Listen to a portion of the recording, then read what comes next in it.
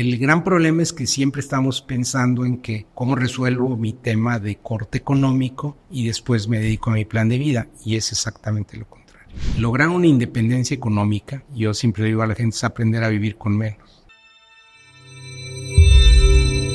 Un gurú de planeación estratégica que tendría mi edad de ahorita vino a México y le decía, oye, George Steiner, ayúdame a entender qué hago. Y me decía, ten cuidado porque tú me estás viendo como el hombre exitoso. Yo fui un hombre que tuve fracasos porque en realidad no tenía un plan de vida. Y él decidió hacer la misma metodología y esa fue la que al final él me enseñó para poder definir su propósito de vida. Lo hizo ya muy tarde. Yo decidí hacerlo a los 23 años. Okay. Y la realidad es que esa la documenté en este libro. Pues este no es un libro de lectura. Yo le digo a la gente, no lo lean. Es una metodología para hacer un plan de vida, pero háganlo cuando estén decididos a gestar un proceso de cambio. Entonces, yo cuando me retiro de PepsiCo, 55 años de edad, que era parte de mi proyecto de vida, en realidad yo no iba a escribir sobre esto, pero se me ocurre buscar en Google metodologías para plan de vida y lo encuentro. Y para todo lo demás, transformación de negocios, finanzas, millones y millones y millones. Y digo, híjoles,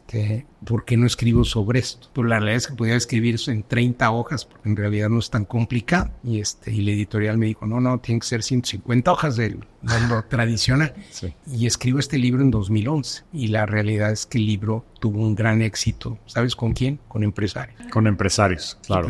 Y porque los empresarios y todos se acercaban a mí, me decían amigos, me decían, entonces que atrás de todo este éxito económico y reconocimiento yo no tengo claridad de rumbo. ¿Y no será que también necesitas haber ganado el juego del dinero? A lo que me refiero es, en este dilema del huevo y la gallina, ¿qué viene primero, no? En tu caso, pues me queda claro que el haber definido probablemente un plan de vida te ayudó también a tener éxito en el mundo empresarial y académico, ¿no? En las posiciones más altas en empresas como PepsiCo y el Tecnológico de Monterrey. Pero, ¿por qué los empresarios, no? ¿Será porque también ya tienen esa otra necesidad resuelta? También como retomando ese tema de las necesidades de Maslow. A ver, es al revés. Tú lo que tienes que entender que son esas cosas que te llenan de satisfacción y felicidad que son las que debías desarrollar, son tus dones, es la parte del músculo de tu cerebro que jala más. Pero la realidad es que siempre que nos enfrentamos a esa, viene el otro tema, ¿y de qué vas a vivir? Pero entonces es un segundo término, porque yo le digo a la gente, a ver, ¿cuánta gente le gusta la creatividad y la música y las artes? Y la gente le contesta, pues sí, pero ¿de qué vas a vivir? Está bien,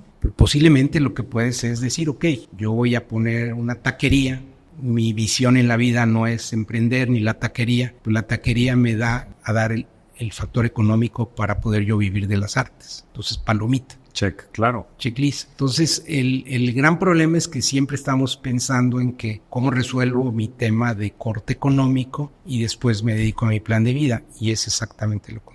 Y además mucha gente piensa que esas dos como que necesariamente tienen que ser lo mismo, ¿no? Como que la gente piensa, no, pues yo me tengo que dedicar a lo que sea mi propósito, mi vocación, mi pasión. Y la otra, a ver, la realidad es que lograr una independencia económica, yo siempre digo a la gente, es aprender a vivir con menos. Me dicen, a ver, no te entiendo.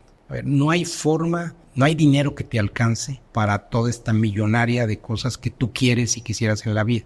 Porque además hemos sido muy inteligentes los empresarios para inventarte juguetes cada día. Es decir, si el coche ya tienes pues te invento modelos hasta que cueste $1 millón.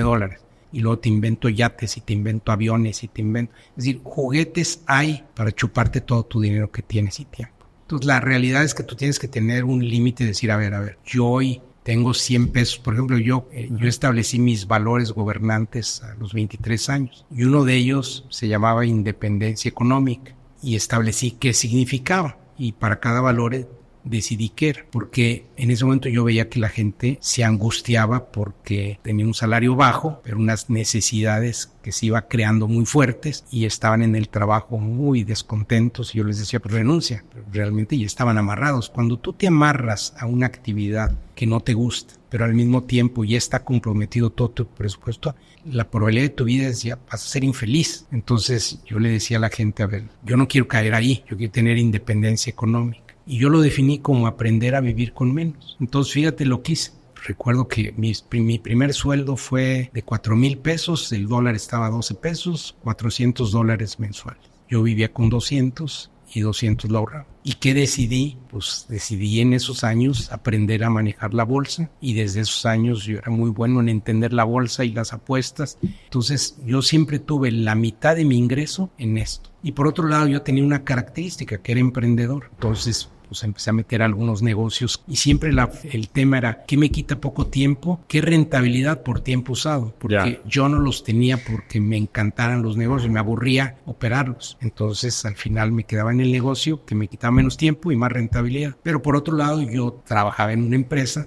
Yo no sabía si iba a tener éxito y a dónde iba a llegar, pero la realidad es que yo tenía garantizada mi parte económica en cosas que no me distraían, y en lugar de ponerme a hacer más y más negocios, decía, pues es lo que necesito yo y además no necesito más para vivir. Y me fui dando cuenta también a través del proceso que en realidad tú creas necesidades para los seres humanos. Pues todos estamos creando necesidades para los demás, y la realidad es que el ser humano tiene que decir hasta cuál es el límite que le pone. Yo me sentía muy mal porque en las empresas donde yo trabajaba, si no creabas necesidades, vendías más y crecías valor y utilidades, me iban a correr. Claro. Pero al mismo tiempo yo decía, bueno, esto yo no lo puedo cambiar, son las reglas de una sociedad. Y entonces decía yo, ¿y para qué estoy aquí? Y entonces yo empecé a dar cuenta que en realidad mi razón de ser, que estaba en mi visión, era crear un mundo mejor a través de servir y amar a los demás, viviendo con optimismo el día a día. Entonces yo estaba para crear un mundo mejor a través de la gente. Entonces yo en las organizaciones, yo no era dueño ni de PepsiCo, ni de Gamesa, ni del TEC, pero en realidad tenía la posibilidad de influir